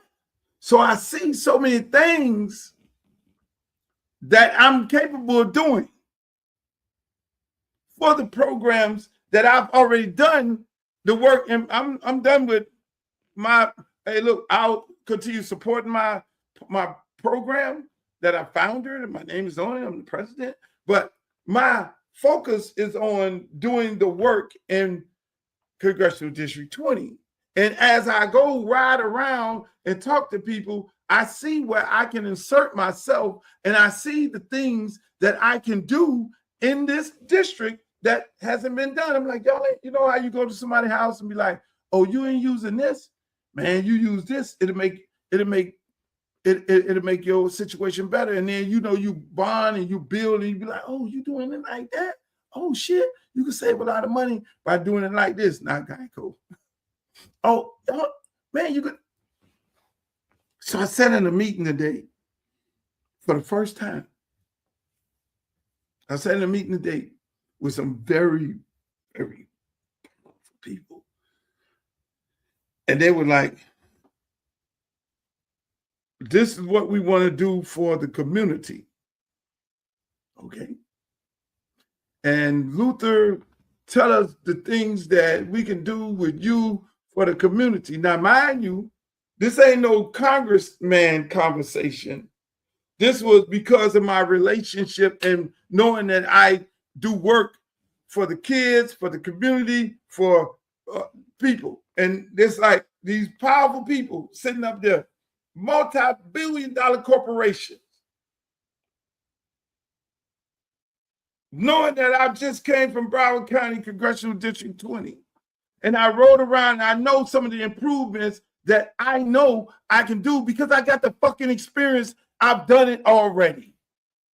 And nobody in this race has done the things that I've done and don't even have the knowledge or the will or even how to do it. Because when you do something and you build something, yeah, you go through some rocky roads of it.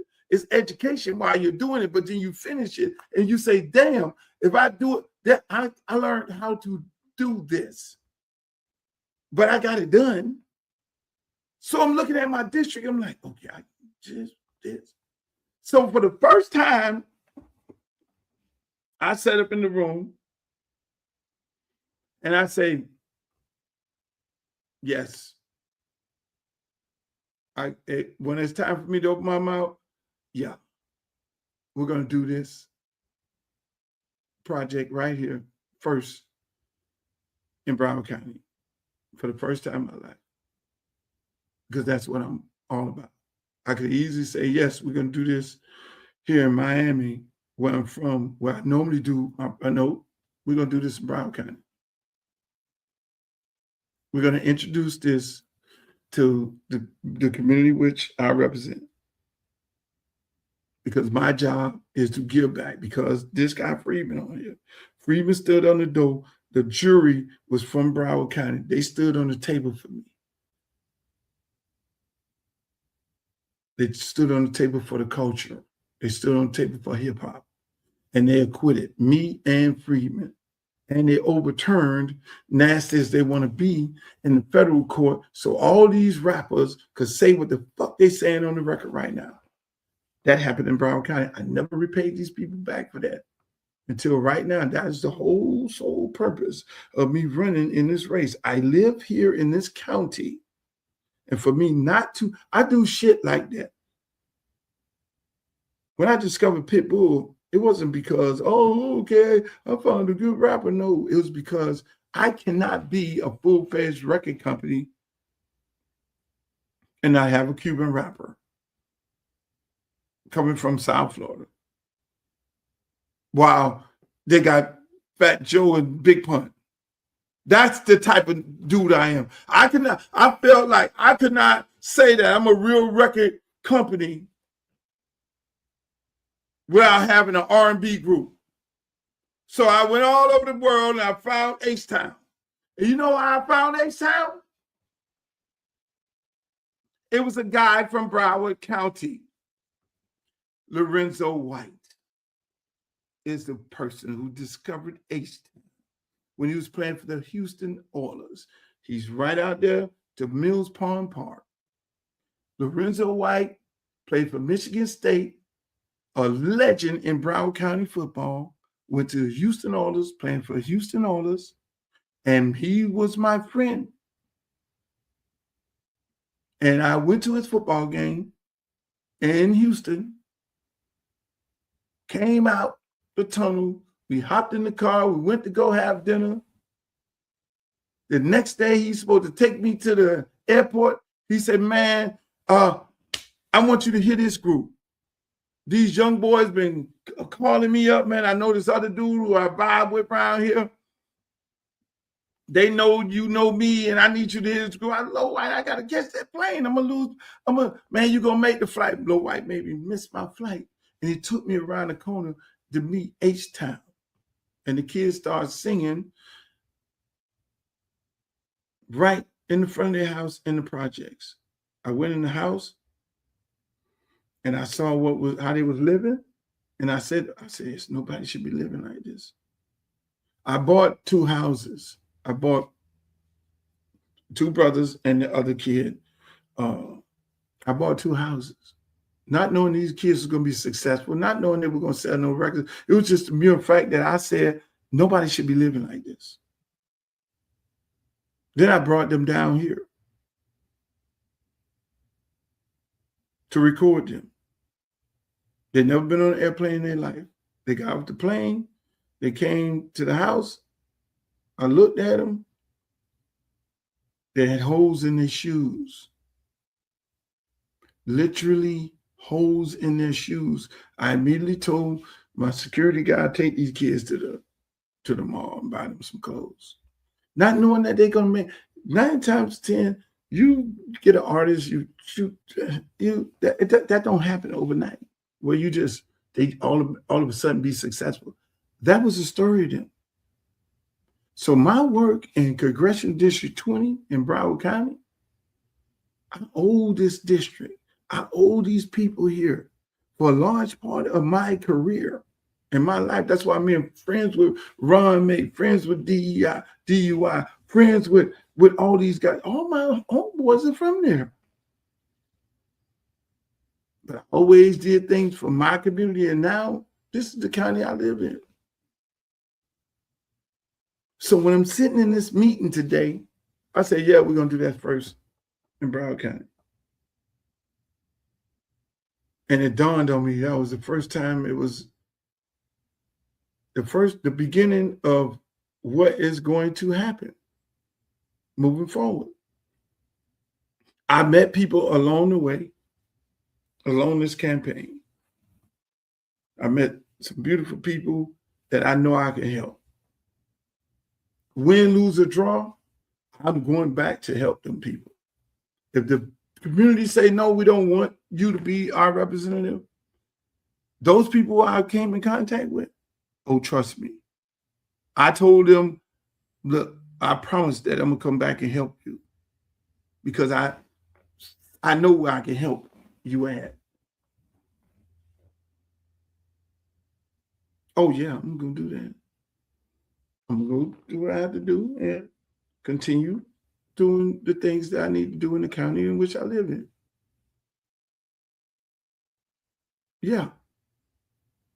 That's just me. That's how I operate. I'm giving my resources and my plugs and connect.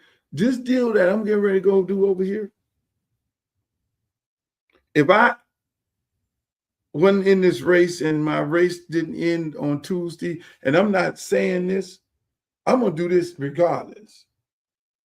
I'm going to do this deal regardless for the people of Broward County and several other deals, multi-million-dollar deals for the community, for the kids of this community. They're going to be like, what the fuck just happened? Yeah, that's what I do.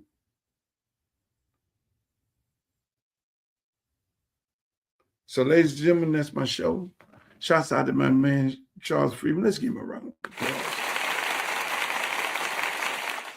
Thank you for being here, my brother. And thank you for being a good friend. Thank you for being a guy who found God, Jesus Christ. Thank you for being the guy who's in the church right now. And I really, really, and I say this in a public way, I really, really appreciate you standing 10 toes down for us and the music. And I'm telling you people, this is only the beginning. It's only the beginning. We're God sent. He sends me in these places. Man, I ain't gotta go have a conversation with this man. He sends me in these places to do the work. So I sat there today with these powerful people and they say, well, where are we going to do this at, Luke? I say, Broward County. That's what we're going to do it first.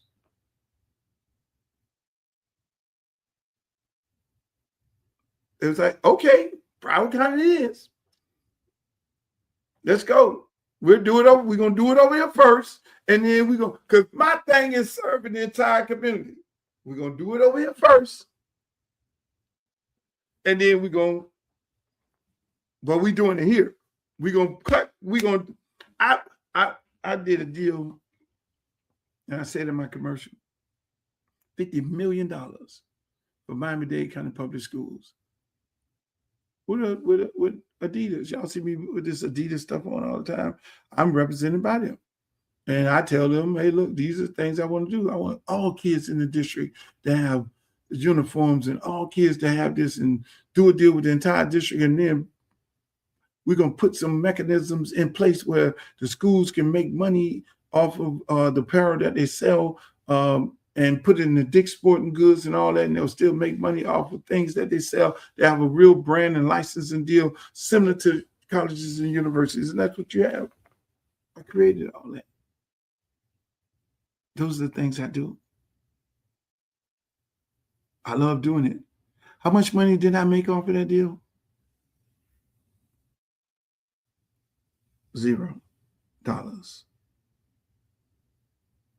made $0. The average consultant firm, or the firm who creates a package like that, normally gets 20 to 30% of the actual deal. 0. Because I do shit for my kids in my community. So it's going to be a beautiful movie. Ladies and gentlemen, I want to thank you all for being on the show today. Hey, I'll be at the polls tomorrow. I'll be on Sistrunk, African American Library. I'll be over at the library in Tamarack. I'll be down in Pompano. I'm gonna go all the polls, go to my social media page. I'm gonna post my schedule and the times that I want. I want to see y'all. I want to see y'all come to the polls. And if you want to volunteer for the campaign, you want to be a volunteer to come help out, hey, go to my website, Luther Campbell for Congress. Sign up to be a volunteer. Or if somebody don't get back to you real quick, just go ahead and email me directly. Email me directly, Luther Campbell, the number 4, Congress@gmail.com. That's my direct email address. If nobody contact, go to Luther Campbell, the number 4, Congress@gmail.com. Become a volunteer. Come on out there. We're going to give you a shirt. We're going to give you some water. You're going to go out there. We're going to pound the pavement. But if not, just when you come, holler at me. We're having fun. I'm having fun at the polls. You should see little Debbie at the polls. She be looking at me like this. Little Debbie be looking at me like this. Did y'all see me on the Breakfast Club? Y'all had to see me on the Breakfast Club. Come on, man. Here's a little clip of me on the Breakfast Club. Check this clip out. When I went on this run, I'm like, okay, shit, I know all these artists, who I paid the way for. They gonna dump some money in this campaign because now we're taking on a whole nother fight. And then it's like, no. They scared that it'll come out publicly, though. They don't know. They don't know. I don't think they know. They don't know. If you haven't read Uncle Luke's book, they don't or know the history, you don't. Yeah, most people don't know. They don't know the history, but in that segment of the show, I was talking about, I thought all these artists was going to come and make campaign donations. I thought a whole bunch of them was going to jump on the campaign donation. A few of them did. Ben Crump did. Ludacris did. Khaled, Rick Ross, Trick Daddy, Trina. A lot of these other ones didn't. I'm asking some of them for drops right now. Can't find them. They get missing. Because everybody's scared that by supporting me, a Democrat, that's going to affect their Trump money. I'm just giving it a buck. This was my fundraising list. Right here. Before I got into this campaign, I did this. I created a whole list of people that I thought could give $3,500. Khaled, Pitbull, Stan the Man, 35 it was plus, Flo Rida, E-Class, Big Teach, Shane, Mike Gardner, Jervis, Wendell Haskin, Armando Gutierrez, Francis Suarez, my friend, the mayor, he ain't gave me shit. Former mayor of Miami. Eric, LeBron James Group, Swirl Films, Eric, Abdul, he said, I support Trump. The Funk Fest guy, who I give these discount rates, he ain't getting no more discount rates. Charge his ass up the yin yang. Yeah, here we go. Where am I at here? Okay. Moskowitz, one of my accountants. Trick Daddy, straight. David Grutman, supposed to meet with him. Scarface, good. T.I., I ain't gonna. Some more. Nat Moore gave good. Gray Street, straight.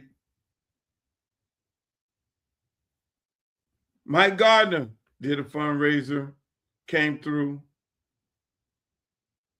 I'm just saying. Armando, my cigar bar, came through, did a fundraiser. Pat from Orlando did a bunch of shows with Vaughn Wilson, Scott Coswell, Jeff Sanchez, Rohan Mali, Devontae Friedman, all my football players.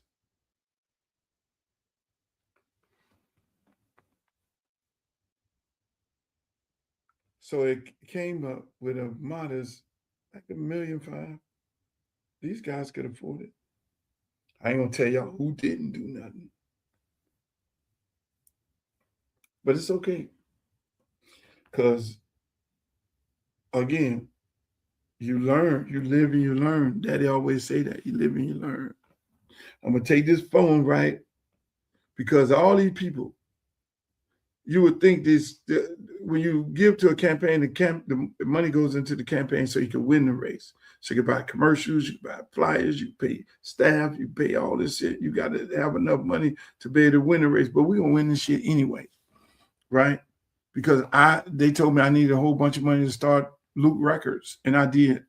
And everybody on this list profited from it. Everybody became millionaires from it. So I don't worry about I always overcome the odds. And like I said, I already won. We already won. So I say that to say this. It's a beautiful day. Let's run another clip from the Breakfast Club.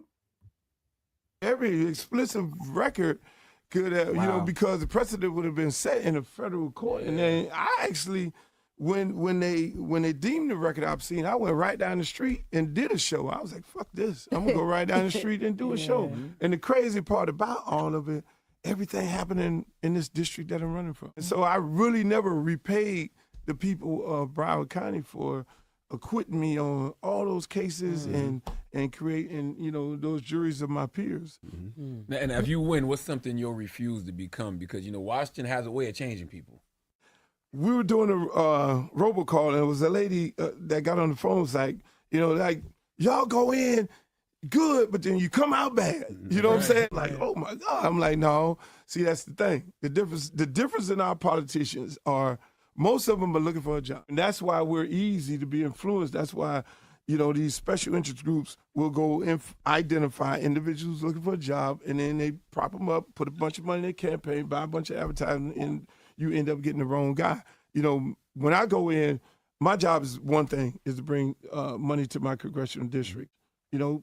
For my plan is to go find the individuals in the community and have them employ kids and adults in the community, so that brings resources back into the community, other than going to get, Julio Ramundo, and Julio Ramundo is coming up building the buildings, and the money is going back to him and his family.